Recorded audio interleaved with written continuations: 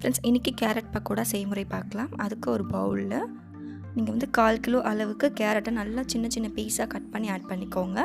அதே மாதிரி 200 கிராம் அளவுக்கு நீங்கள் வெங்காயத்தை நல்லா நீட்டாக கட் பண்ணி ஆட் பண்ணிக்கோங்க. 1/2 ஸ்பூன் அளவுக்கு கரம் மசாலா ஆட் பண்ணிக்கோங்க. அப்புறம் இடித்த பூண்டு, பச்சை மிளகாய், இஞ்சி எல்லாத்தையுமே இடித்து ஆட் பண்ணிக்கோங்க. அப்புறம் 1/2 ஸ்பூன் அளவுக்கு நீங்கள் சில்லி பவுடர் ஆட் பண்ணிக்கோங்க. 1/2 ஸ்பூன் அளவுக்கு தனியா பவுடர் ஆட் பண்ணிக்கோங்க. 2 ஸ்பூன் அளவுக்கு சிக்கன் 65 மசாலா வந்து நீங்கள் ஆட் பண்ணிக்கோங்க. ஆட் பண்ணிவிட்டு பக்கோடாவுக்கு முக்கியமான பொருள் என்னென்னா கடலை மாவு. ஸோ நீங்கள் வந்து கடலை மாவு வந்து எல்லாமே 1/4 கிலோ அளவுக்கு சேர்த்திங்கன்னா 1/4 கிலோ அளவுக்கு நீங்கள் கடலை மாவு ஆட் பண்ணிக்கோங்க.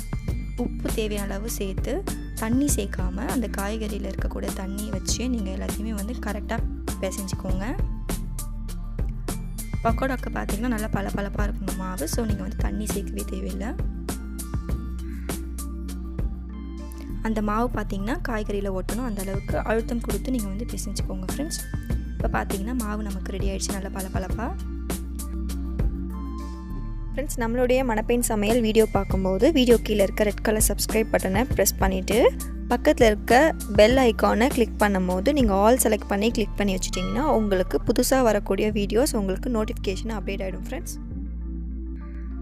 அடுத்தபடியாக பார்த்தீங்கன்னா ஒரு கடாயை வச்சுட்டு அதில் எண்ணெயை வந்து நல்லா ஹீட் பண்ணிக்கோங்க. ஹீட் பண்ணிவிட்டு ஹை ஃப்ளேமில் வச்சு நீங்கள் வந்து பக்கோடாவை போட்டிங்கன்னா உங்களுக்கு கிறிஸ்பியாக இருக்கும். நீங்கள் லோ ஃப்ளேம் மீடியமான ஃப்ளேமில் வச்சிங்கனாக்கா உங்களுக்கு கிறிஸ்பி இருக்காது.